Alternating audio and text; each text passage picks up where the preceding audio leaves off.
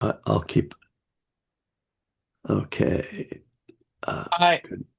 uh uh uh uh Uh, uh. I forgot to say something. If you opt in, your faces won't be shown. Right. Thank you, Yeah, Monica. yeah, yeah. Yes. Well, we're off to a jagged start. So, good morning. It is September 9th, 2025. And this is our Dharma and Recovery weekly Zoom event. I'm calling it an event to avoid calling it a class. So that's if you're wondering why I'm using that strange terminology. A class would suggest something a little more formal, I think, than what we're doing here. We're going to sit for 20 minutes of meditation and then launch into some reflection. There are people still arriving in the waiting room that we have to click in. Okay, good enough. So I hope everyone is well this morning. As was commented before the recording, we had a little taste of rain in Northern California overnight, which is somewhat early for us in the season, uh, but actually a good sign because it helps to hold off fire events, which I know many of you are quite familiar with. Yeah, how does one stay mindful when not meditating? Geez, John, give me oh, that's for a topic. Oh, good. Thank you. Excellent. There you go. I'll think about that while I'm meditating.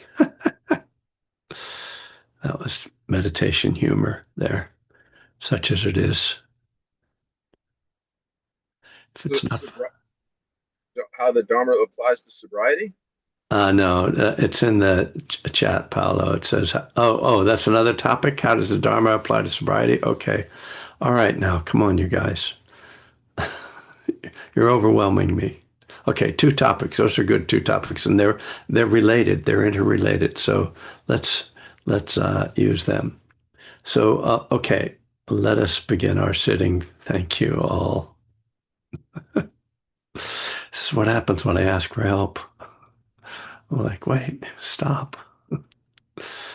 All right, thank you guys. So beginning just by establishing a comfortable and stable, upright, hopefully upright posture for meditation.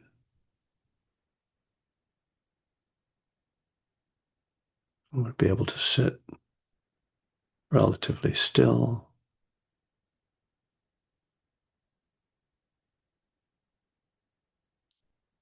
while remaining alert and relaxed.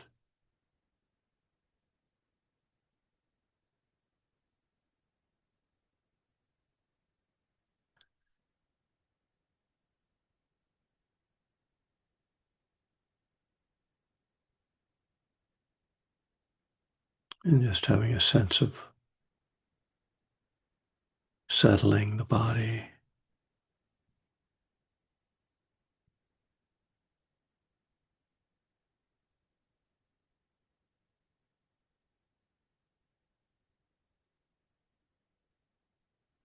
We can apply a certain effort, an unstrained effort, first to settling and calming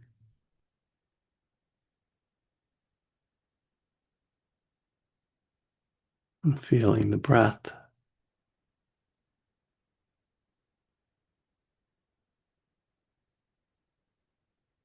And you might just imagine, if that's helpful for you, imagine all the energy in your body and your nervous system flowing downward into the earth so that any stress, tension dissolves.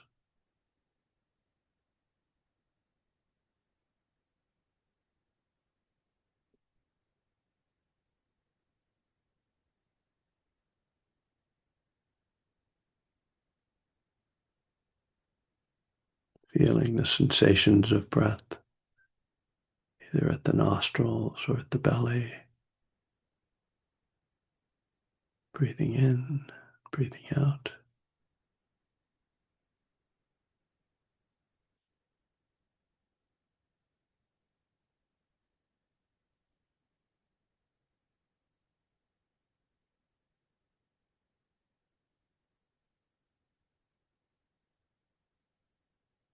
Maintaining a balanced energy is critical to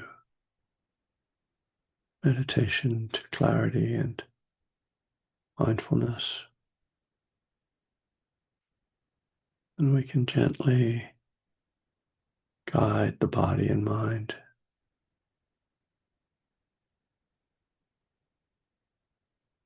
toward this balance.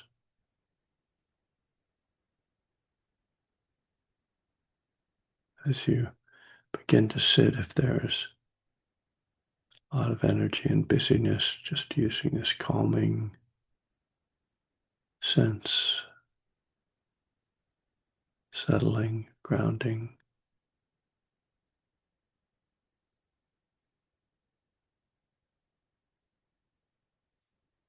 And if the calming becomes out of balance and you become drowsy, or the mind becomes more dull, spacey,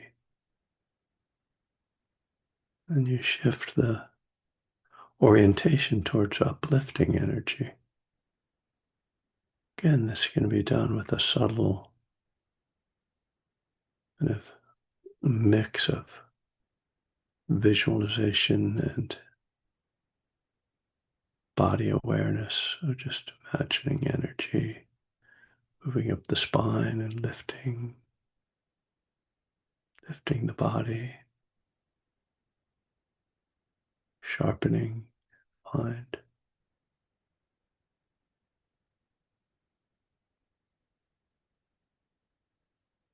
Oh, part of our practice is to notice as you're sitting what is the energy like right now? Too much calm, too much uplifting energy. So these are two of the hindrances, the sleepiness and restlessness.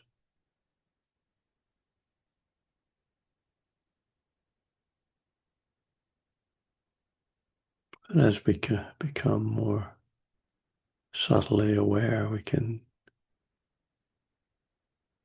gently apply effort to balancing in this way. Not something we can force or make happen, but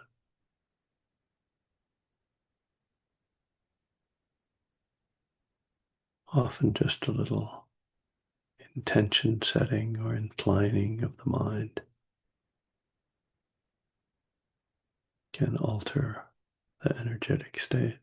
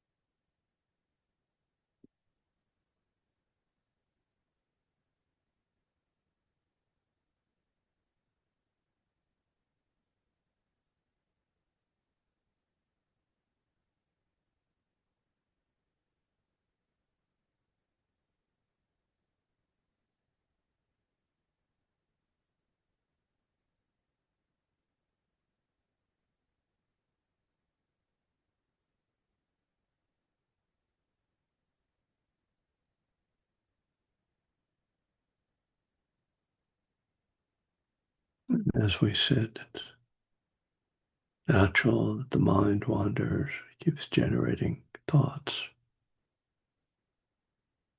If you can keep a degree of awareness in the body or with the breath, you can just let the thoughts flow through without trying to suppress or abandon them, let them go. If, though, you find you're completely detached from the present moment, lost in thinking, fantasies, plans, memories, then in those times we more intentionally bring the attention back to the breath, settle back into the body.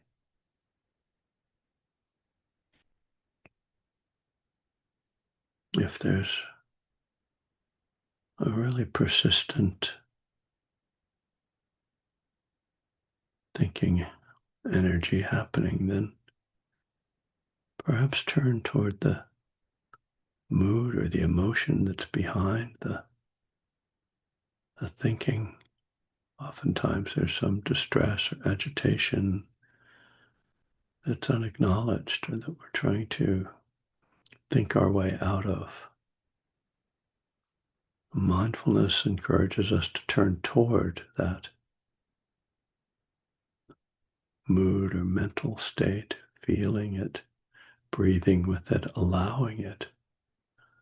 The non-resistance, the non-aversion can help to hold that with less mental disturbance, less thinking, just breathing with the feelings.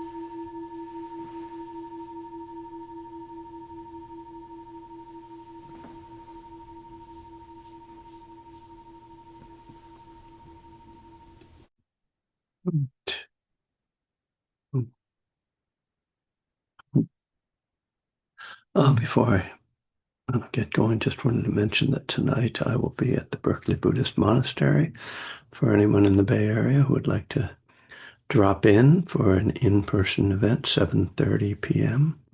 7:30 to 9. We sit for a half hour and then, as usual, Dharma talk and discussion. That group has been growing, so it'd be lovely to have people, anybody who's around who can make it. Um, so a couple of good questions to sort of start us off, but even before I get into that, I want to talk about something that I brought up in the guided meditation, and sort of a theme of my practice recently is working with energy in the body. And I just want to give a couple, I'll call these like tips, kind of suggestions, and then address the questions. Um, because as I said in the meditation, like just having a balance of energy between being calm and being alert is really critical to meditation. And typically we are a little out of balance in one way or the other. Often people fall asleep while meditating, or they are very restless and have a hard time just settling. And it's generally, if you just sit, that energy will naturally balance over time.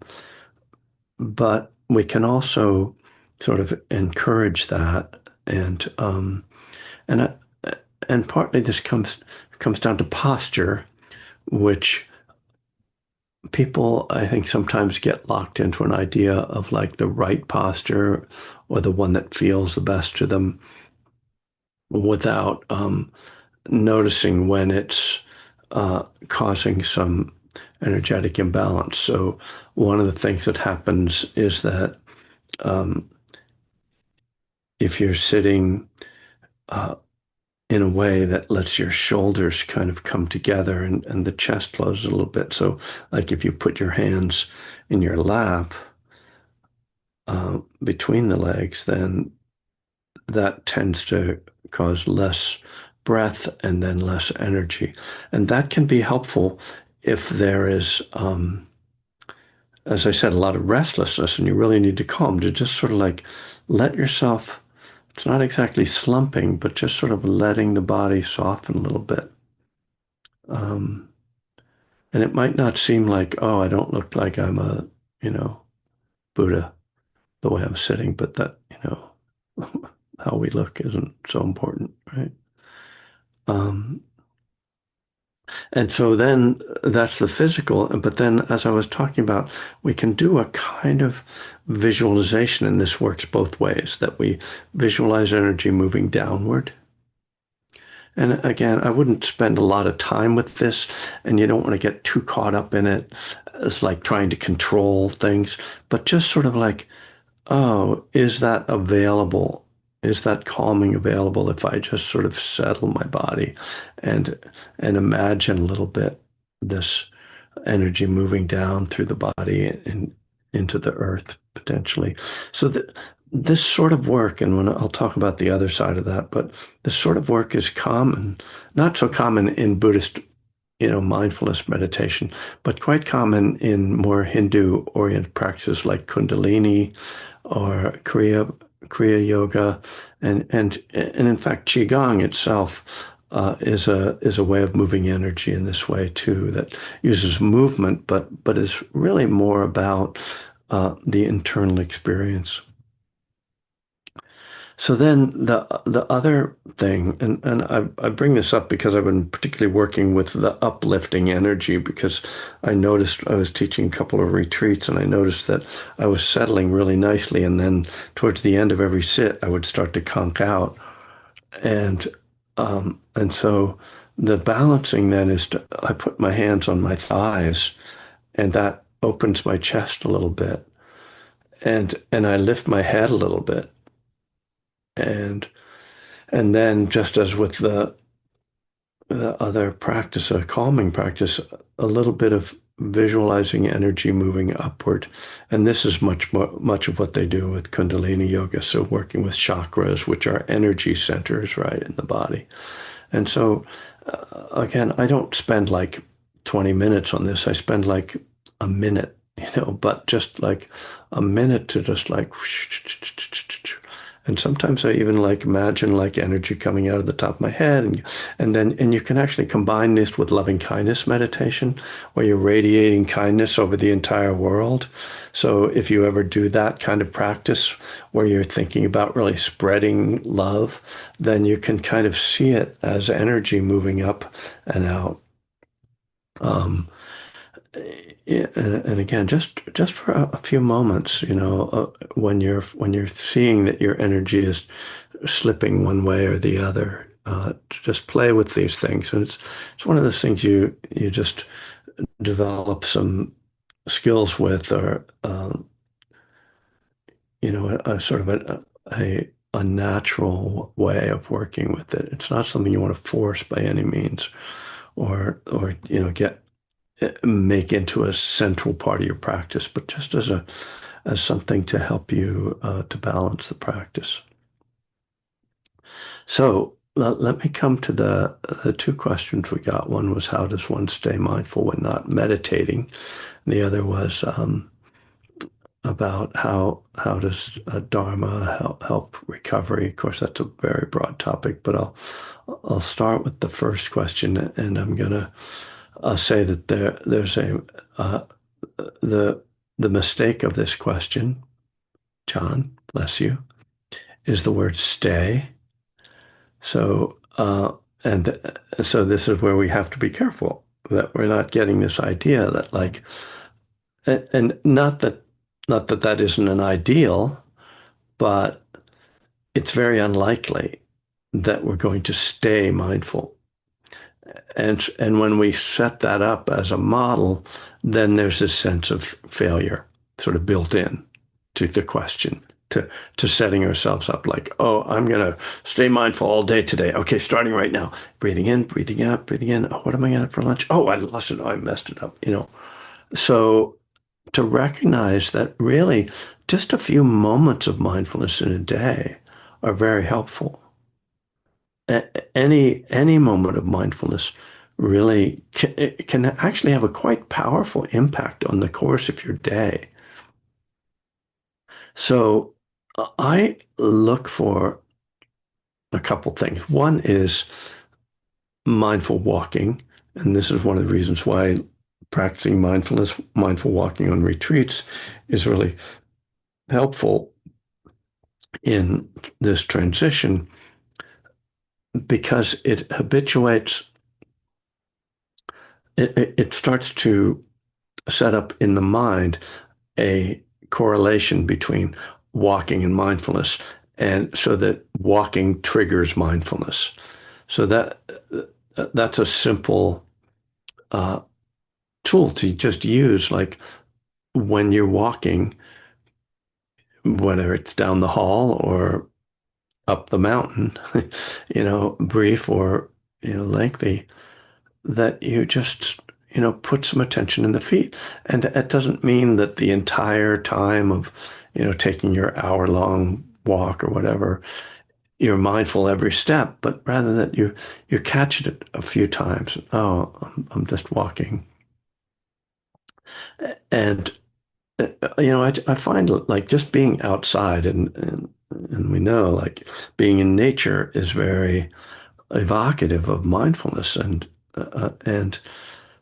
so just being in nature generally. So because all the senses, seeing is a really good mindfulness practice. Just taking a walk, like if you're in a city, taking an architecture walk where you're just walking around. One of the things that's really interesting to me, I only started to notice when I started the meditation, is to look at the top of buildings.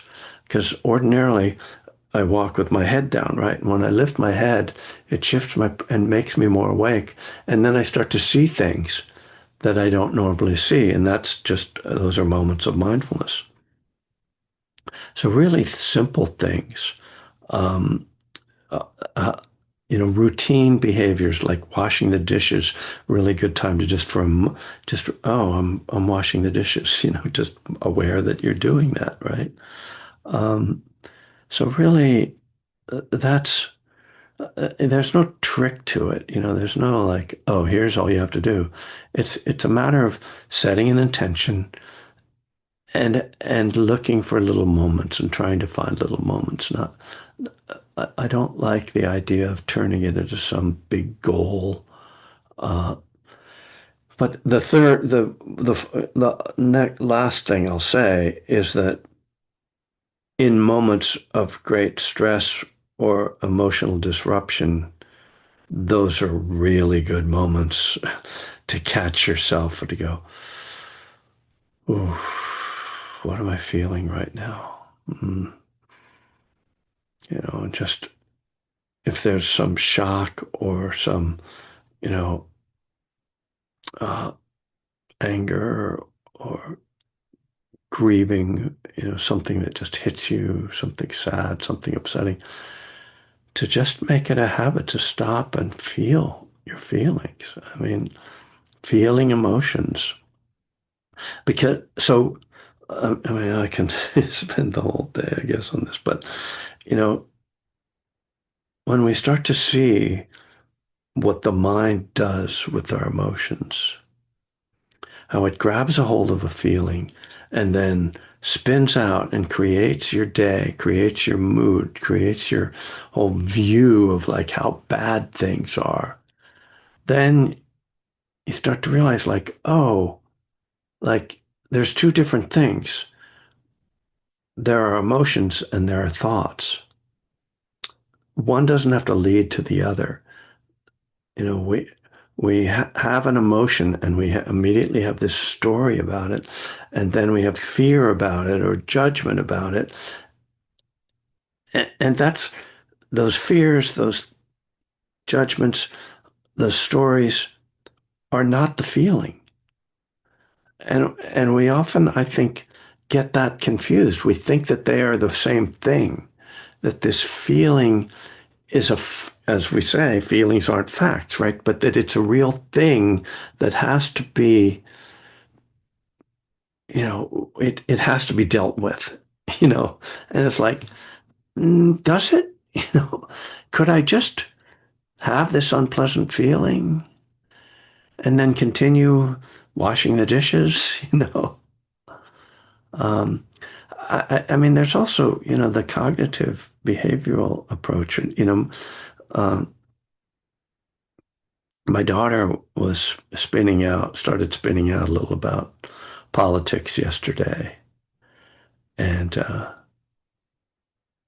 just started offering her counter arguments to the story she was making.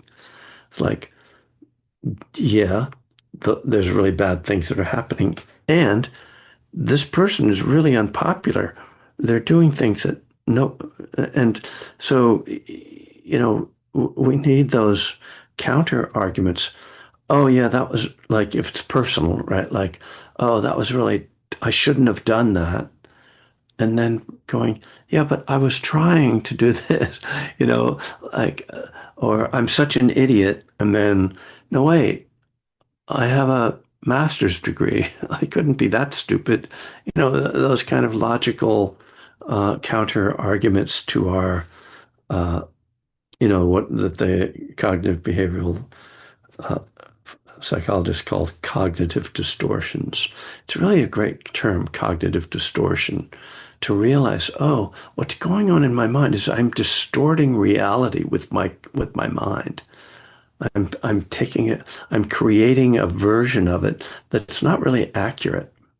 And a lot of times it's like, I don't even know if it's accurate. It's just, it's not, reality isn't one thing. I can be a jerk and a nice person, like that's just the way it is, right? It's not one thing. Maybe that's not the best example. So I mean, I think this response leads naturally to Paolo's question about how Dharma and recovery, work together.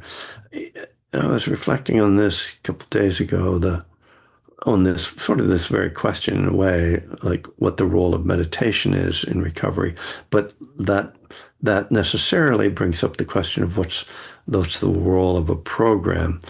And in very simplistic terms, we could say that like a recovery program, a 12-step program, a recovery dharma or something is first and foremost about behavior, and that dharma practice is more about the mental sphere.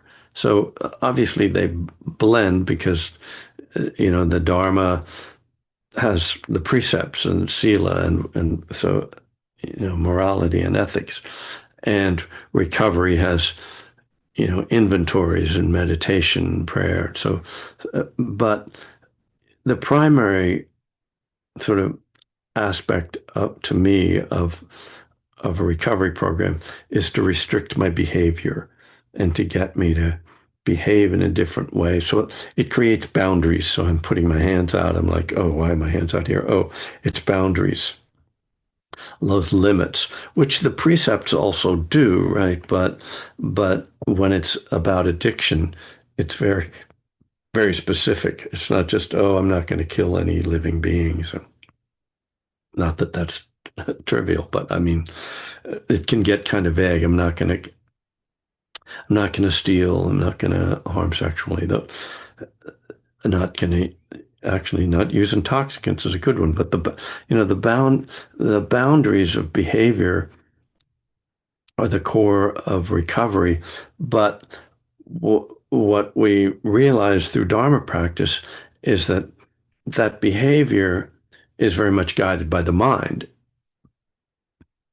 and that the the mental state triggers feelings that trigger actions, and that if we're not watching our mind, if we're not careful about our mind states, that we can, that it becomes more difficult and at times impossible to uh, maintain the boundaries, because those boundaries are dependent upon, to some extent, our willpower, and our willpower gets undermined when our mental states uh, become unwholesome, to use the classic Buddhist term.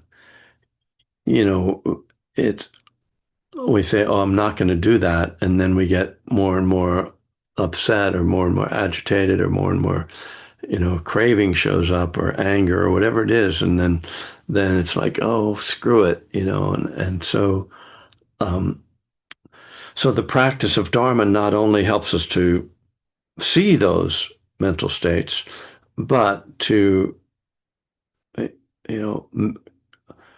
generate more wholesome states through the meditative practices, through mindfulness, through concentration, through loving kindness, through compassion.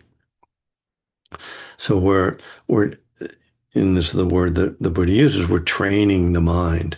We're trying to train the mind so it doesn't get into these states that will threaten the boundaries that we've set up with our recovery program.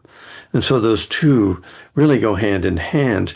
If you just have this mental practice, like I meditate a lot, but you don't have boundaries of behavior, well, the meditation won't protect you because you don't have, rules. You're not setting up any boundaries for your behavior, and and it's easy to lapse. I mean, that was certainly the way I operated early in my Buddhist practice before I got sober.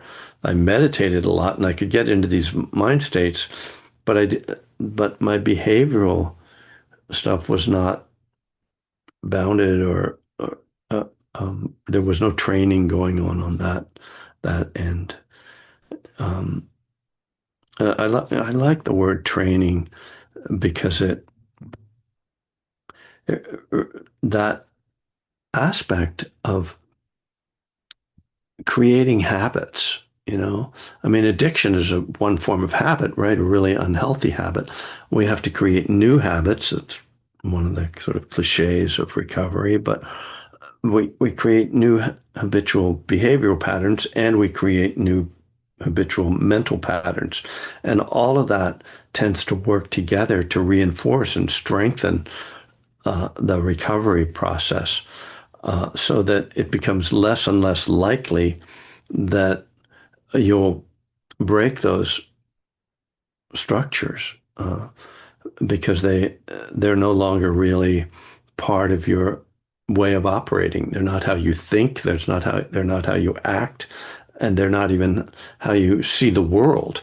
You know, as an addict, you see the world in a certain way, as this not contest, but struggle to maintain your high without, wrecking your life, kind of.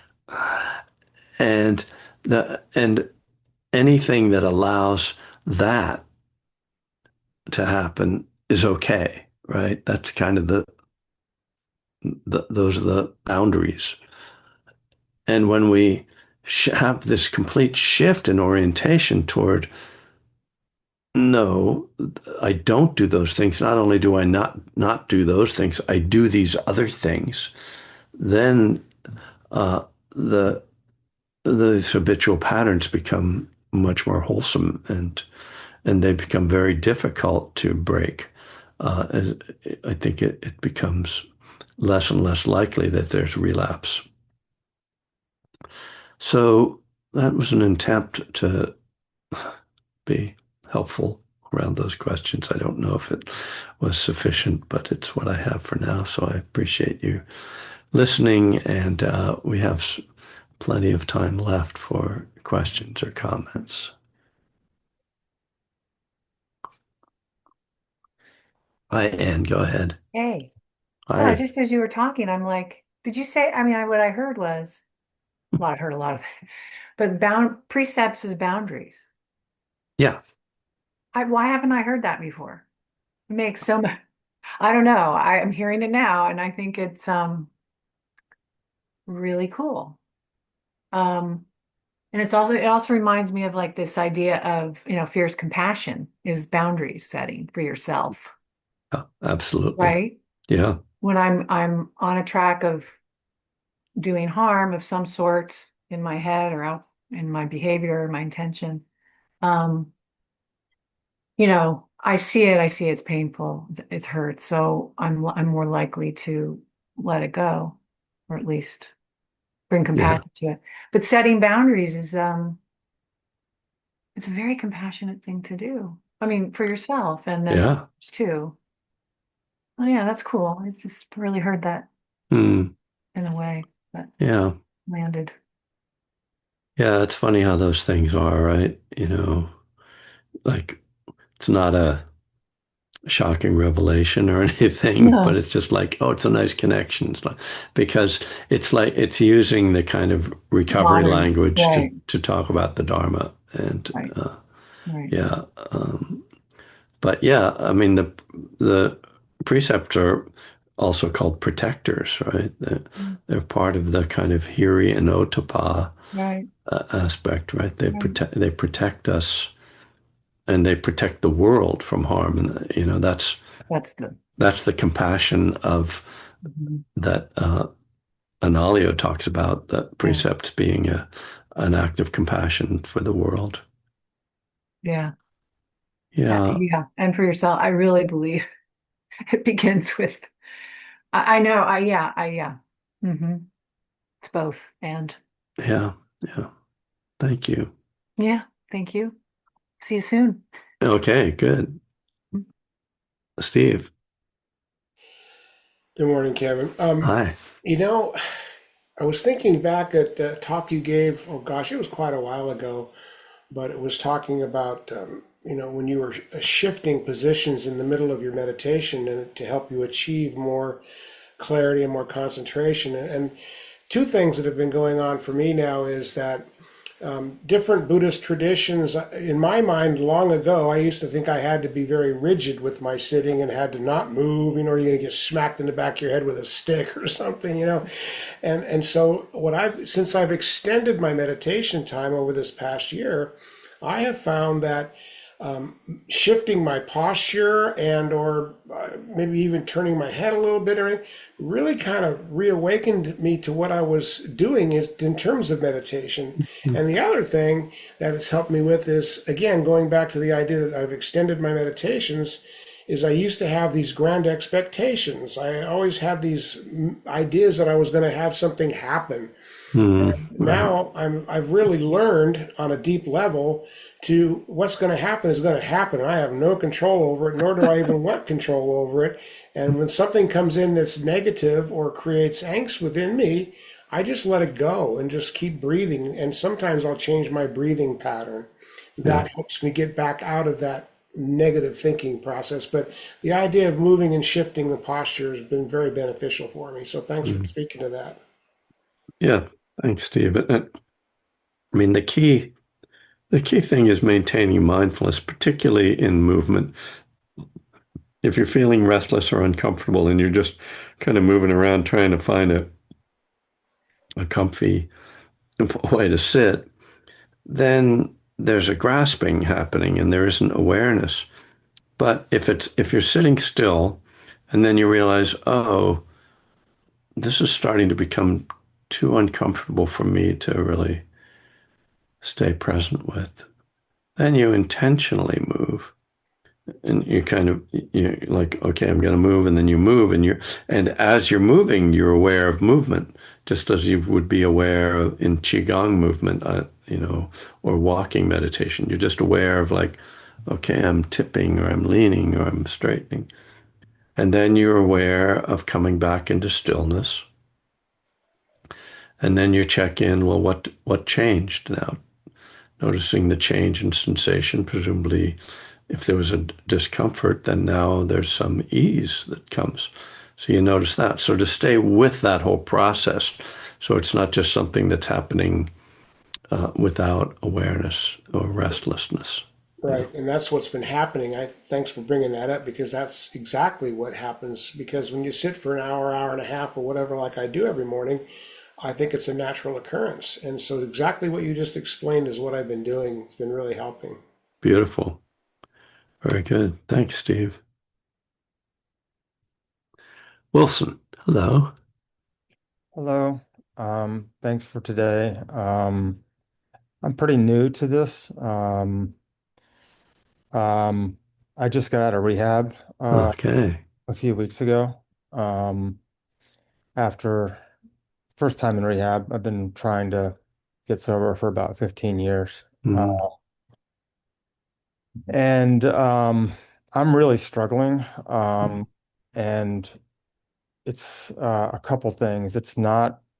I'm not having cravings um, for alcohol, but I'm having really severe cravings for other things. mm, And I'm recognizing that because I was so focused on alcohol, I wasn't really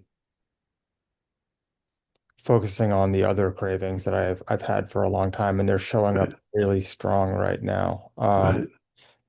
And the other thing that's been really, really hard is that coming out of rehab, and I consider myself still in recovery. I'm in a sober living house, and I have a calendar of um, that I do every day of meditation and going to Dharma meetings and AA and exercise.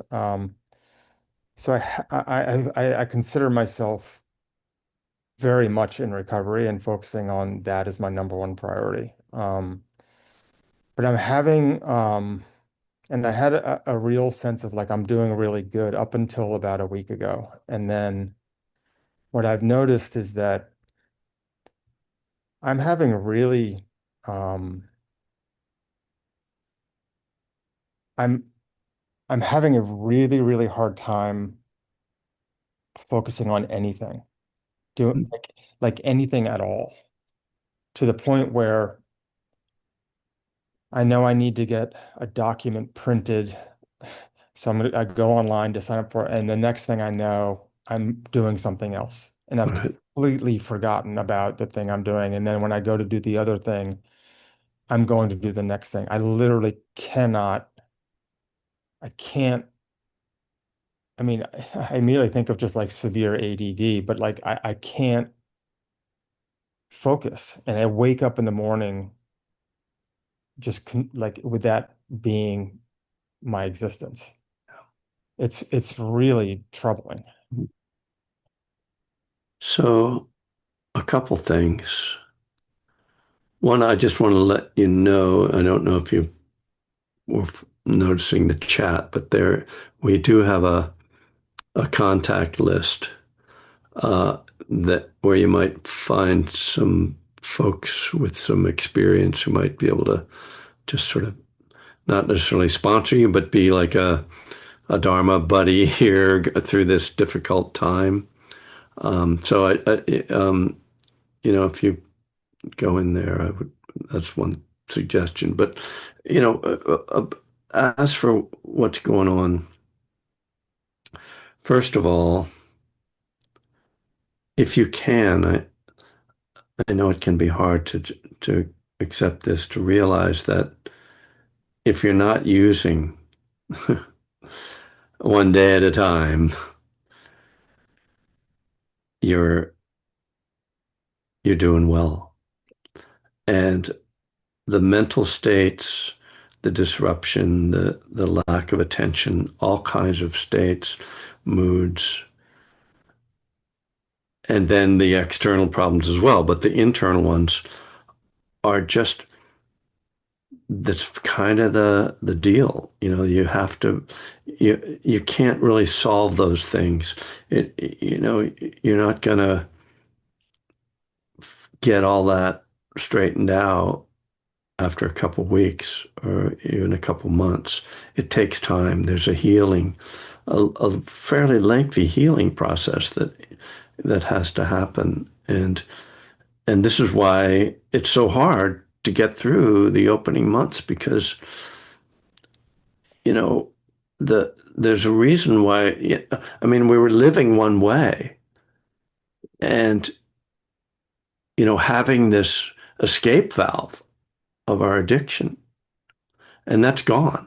And now we have to face all the struggles of just being a human being, plus we have to deal with the damage we've done to ourselves and sometimes to the world. So just showing up and the fact that you're here to me is a success. Okay. So I think it's really important to keep that in mind because everything is pushing you that like that it's bad, right?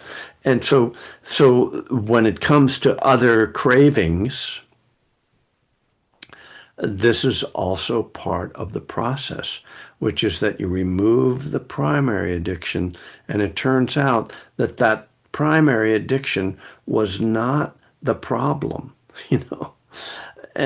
And so now you're faced with, you know, the problems of being a human being who is we are, we're not the most, emotionally healthy, mature beings, this group of addicts. And we have to somehow learn to contain all these energies and not let the next addiction turn into a real problem. It's just so there's an aspect of this early process that is just about, can I tolerate this? And whether you want to call it pain or anxiety or craving, can I tolerate this and not act out? Can I get through this? And every time you don't act out, you're strengthening that capacity to not relapse every day. That's what we're building up. That's the training I'm talking about. You're training yourself in a new way of being. And it's a battle. It's like you're 200 pounds overweight and you got to go to the gym every day and you're like, fuck it, I don't want to move anymore. This is the classic battle between addiction and recovery. And you're in the middle of it. And I appreciate you're in a sober living house. That's the right thing. You've got a routine. You're focusing on taking care of yourself, going to meetings, exercise, and you still have this addict brain and body and craving that it, you know, that it's a cliche that is absolutely true, which is it will get better, but it just requires it not just it's not a little thing. It requires us to walk through these fires, and nobody can do it for you, but I'm happy to see that in the chat several people have like offered their phone numbers, and so we are trying to help. We do help each other, and that's the main thing. I mean, that's the main tool we have is our community and the support, and just to fill up those hours and get through the days, and day by day, week by week, month by month, and you know then we get, I mean, the miracle. I hate that. I don't like that kind of language because it's not a miracle. It's that's like saying somebody broke the 100-yard dash record and it was a miracle. No, they just worked their ass off to get there, and that's what we're doing here. So appreciate you showing up. I appreciate you speaking up. And it's not always easy, in a group that you don't know people, and to be vulnerable. So you're doing everything right, man. Thank you. Thanks, Yeah, Kevin. yeah. We appreciate you being here. Yeah, just I'm loving the chat. But we're kind of out of time here, so that's a great.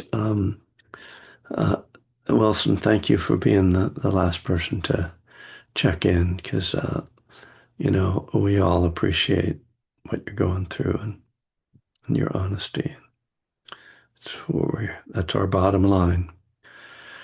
So I will mention one other thing, that promotion wise, that this Friday is my Spirit Rock class, 6 p.m. Pacific. And that's been shrinking. So if you want to come to a nice small group, come to that. Maybe then it'll get bigger, but uh, otherwise I will see everybody next Tuesday. And, don't drink or use no matter what. Take care of yourself. Peace. No sugar either. Oh, well, okay, Steve. All right. Don't be, that's Thank for you, you. though. We I don't. know. I know. All right. Thanks, Kevin. All See you right, next Steve, year. Bye. take care. Steer you away from that pumpkin pie, man. I know. Go away. That moment stands in memory. All right, folks. Steve, I'm sorry. Oh, uh-oh. Well, he left. That's good. Okay, good. You're going to trigger Because him, Jamie. I know. All right, I'm ending My the bad. meeting. Bye. Okay, bye.